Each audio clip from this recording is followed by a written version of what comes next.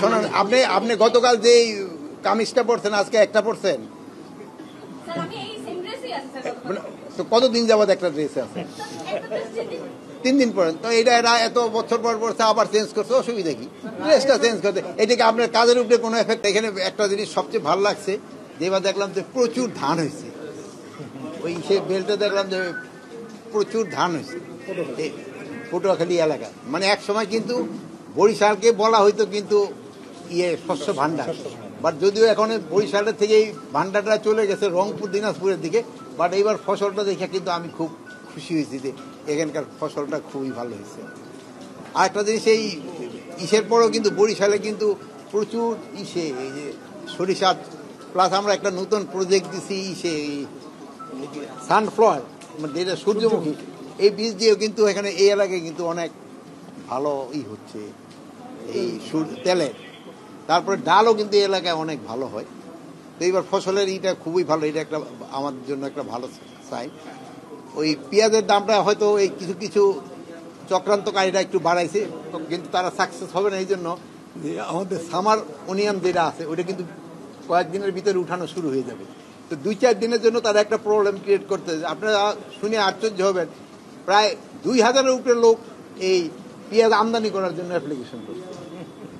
আমাদের যেহেতু এবার আপনারা জানেন যে আমরা এয়ার ফ্লো মেশিন দিছি, এয়ার ফ্লো মেশিন দিলে কৃষক তার পেঁয়াজটা 1 বছর তারা নিজে রাখতে পারে।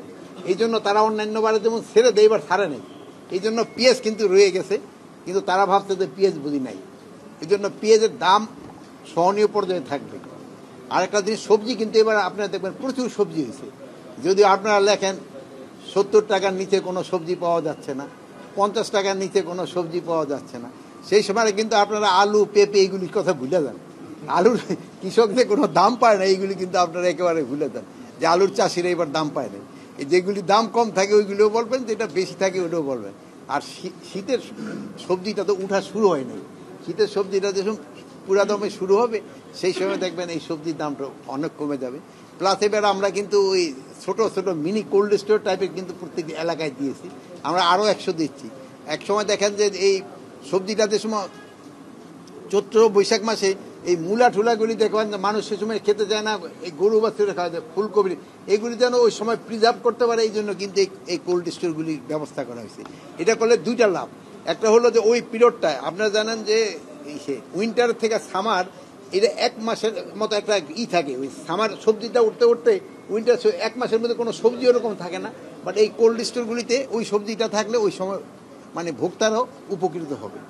আর এবার ধানের ফলন তো মাশাআল্লাহ খুবই ভালো। যেমন বড় আমগো বাম্পার হয়েছে, আমাদের এস্টিমেটের থেকে প্রায় 15 লক্ষ মেট্রিক টন বেশি হয়েছে। আর ধানেরও আমি যে অবস্থা দেখতেছি, যেমন কাটও শুরু হয়ে গেছে, এবার আমার মনে হয় আমন ধানও বাম্পার হবে। তা আপনাকে অনেকের ধন্যবাদ, এই জন্য আপনাদের সবারই কন্ট্রিবিউশন রয়েছে। দেশের আইন শৃঙ্খলা পরিস্থিতি যে খুবই ভালো আমি বলবো না, খুবই খারাপ আমি বলবো না, এটা সন্তোষজনক। এখন যে পরিস্থিতিটা আছে এটা সন্তোষজনক। এই আমাকে 54 বছর স্বাধীনতার পরে মানে কোনো পেপারে বা কোনো, সেই সময় তো আমিও, আপনারা সবাই জানেন আমি একসময় সংবাদকর্মী ছিলাম, আমিও মর্নিং নিউজে লিখতাম।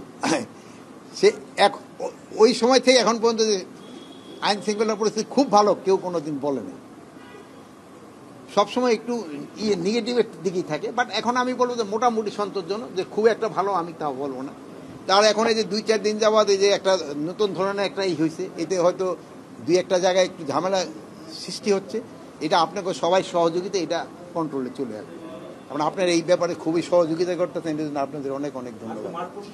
আবার মাঠ প্রশাসনের কাছে হলো ইলেকশনটা যেন ফ্রি, ফেয়ার, ক্রেডিবল এবং উৎসব মুখর হয়, এটার জন্য তাদের প্রস্তুতি গ্রহণ করা। তারা অলরেডি মাঠ প্রশাসন কিন্তু এই ব্যাপারে প্রস্তুতি নিচ্ছে এবং নিচ্ছে, এই দুটোটাই তারা করে যাচ্ছে। এবং আমি আশা করব যে এই ইলেকশনটা খুব ফ্রি, ফেয়ার, ক্রেডিবল এবং উৎসব মুখর হবে। কিন্তু বাট ইলেকশনটা কিন্তু শুধু মাঠ প্রশাসন মানে আমাদের পুলিশ প্রশাসন, মানে আমি আইন শৃঙ্খলা বাহিনী বলতে বোঝাচ্ছে, আইন শৃঙ্খলা বা প্রশাসনের উপরে নির্ভর করে না। এটার মধ্যে কিন্তু আরও কতগুলি স্টেক হোল্ডার, একটা ইলেকশন কমিশন রয়ে গেছে, আর রয়ে গেছে হলো বিভিন্ন পার্টিগুলি, আর সবচেয়ে হলো সর্বোপরি হলো জনগণ। জনগণ যে সময় নির্বাচনমুখী হয়ে যাবে সেই সময় কিন্তু কেউ কোনো কিছু থামায় রাখতে পারবো না। আপনারা যেসব সেশন দেখে যাবেন, এই যে দেন আপনারা যখন কিন্তু নির্বাচনমুখী হয়ে গেছেন, আমার ওই যে কৃষি টিসি কিন্তু কোনো শুনতে চাচ্ছেন না, যদি দুপুরে কিন্তু এই যে যেই কথা কিন্তু ওটি খেয়ে আইছেন, কিন্তু ওটি না করে আপনার ওই ইলেকশনের কথা জিজ্ঞেস শুরু করছেন, আপনারও নির্বাচনমুখী হয়েছে, এটা একটা কিন্তু ভালো সাইন। প্লাস এই দেখেন যে বিভিন্ন জায়গায় পোস্টারিংও কিন্তু শুরু হয়ে গেছে, এটাও একটা ভালো সাইন। প্লাস বিভিন্ন পার্টিগুলো কিন্তু তাদের কিছু কিছু এলাকায় নমিনেশনও তারা ক্যান্ডিডেটও ডিক্লেয়ার করে দিছে, this is also a good sign. তারপরে বিভিন্ন পার্টির ভিতরে তাদের তো একটা বার্গেনিং ইসে থাকবে, এক এক সবার একটা স্ট্র্যাটেজি থাকবে, এটা তো তারা করবে। স্যার আপনি তো আগামী দিনে স্যার একটা রায় আছে, রায়কে ঘিরে স্যার আপনার কোনো প্রস্তুতি আছে কিনা, কোনো পরিকল্পনা? আমার না, আপনাকে সবারই প্রস্তুতি আছে, আপনাকে প্রস্তুতি আছে। আপনার সাংবাদিকরাও কিন্তু এই রায়টা কি হচ্ছে একের কান পাইতে থাকবেন, কি রায়টা হচ্ছে। আমার বাহিনীগুলো কিন্তু সবাই ওইরকম ভাবে প্রস্তুত আছে, আমরা সবাই প্রস্তুত আছি। রায়ের মাননীয় ইসেরা কি বলে ট্রাইব্যুনাল কি রায় দেয় তা আমরা তো জানি না, বাট রায় যাই দেয় এটা কার্যকরী হবে, এবং এবং জনগণ এবং যার এই যেহেতু সবাই এটা মেনে নিবে, যেহেতু তারা তো স্বাধীন। বিশৃঙ্খলা ঠেকাতে অনেক, তারা পুরোটা প্রস্তুত। দেখেন না, আপনাকে সবাই শৃঙ্খলা নিয়ে আসতে। গতকালকে আমরা দেখেছি যে আমাদের নতুনলাতে একটি বিশৃঙ্খল পরিস্থিতি হয়েছে এবং সেখানে সংঘর্ষ হয়েছে 2 ঘন্টারও বেশি সময়, কোনো প্রশাসন সেখানে ছিল না, এটি বলা হয়েছে বাস মালিক এবং শিক্ষার্থীদের পক্ষ থেকে। এর আগেও আমরা দেখেছি বরিশালে 2-3টি পিডি হত্যার ঘটনা ঘটছে, সেই ঘটনায় এখনো আশানুরূপ কোনো অগ্রগতি হয়নি। তা আমরা সামনের যে নির্বাচনের মতো এত বড় একটি জায়গায় কতটা আশান্বিত হবে প্রশাসন? এখন যেখানে আমি এখানে এসে আমি শুনছি যে ঘটনাটা, তাই এই ঘটনা তো দুই পার্টি একসাথে বসছে, এটা আমি আশা করবো যে সমস্যাটা সমাধান হয়ে যাবে, যেহেতু এটা তো আমার নিজেদের ভিতরে এই সমস্যাটা অবশ্যই সমাধান হয়ে যাবে। বাট এই ধরনের ঘটনা যেন না ঘটে, আইন শৃঙ্খলা বা এগুলির জন্য তারা সবসময় সজাগ থাকতে হবে। মালিক পক্ষের বেশ কিছু গাড়ি, শতাধিক গাড়ি ভাঙচুর হয়েছে, তারা বলছেন যে আইনগতভাবে কোনো ব্যবস্থা নেওয়া হবে কিনা। এখন হয় কি, এখন হলে কি মানে হয় কি, এটার ক্ষেত্রে আইনগত ব্যবস্থা বা যে কোনো ব্যবস্থা প্রশাসন তো অবশ্যই তারা যেটা নেওয়ার এটা নিবে। সবচেয়ে ভালো হলো যে সব পার্টির সাথে বসে একটা সমস্যার সমাধান, এইটা ক্ষেত্রে আমি আশা করব আপনারাও কোঅপারেট করবেন, যেন একটা ঘটনা ঘটছে এটা কিভাবে সবাই মিলে বসে সমাধান করে।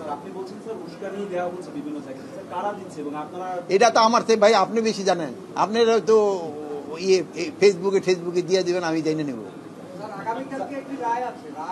বলে দিছি তো রায়ের কথা। এই আমার বোন কোনো প্রশ্ন করে নাই, এই আপনি একটা প্রশ্ন করেন। তুমি করো। আচ্ছা স্যার, এই যে হঠাৎ করে যে পুলিশের পোশাকটা পরিবর্তন করা হলো, এতে করে কি আমাদের জনগণের উপরে কোনো ধরনের কোনো এফেক্ট পড়বে কিনা? মানে আমরা শোনেন, আপনি গতকাল যে কামিজটা পড়ছেন আজকে একটা পড়ছেন, স্যার আমি এই সেম ড্রেসই আছে স্যার। তো কতদিন যাবত একটা ড্রেসে আছে? 3 দিন পরে। তো এটা এরা এত বছর পর পড়ছে, আবার চেঞ্জ করছে, অসুবিধা কি? ড্রেসটা চেঞ্জ করতে এটাকে আপনার কাজের উপরে কোনো এফেক্ট করবে? কোনো এফেক্ট। আপনারা ভালো থাকেন, দোয়া করি। আল্লাহ হাফেজ।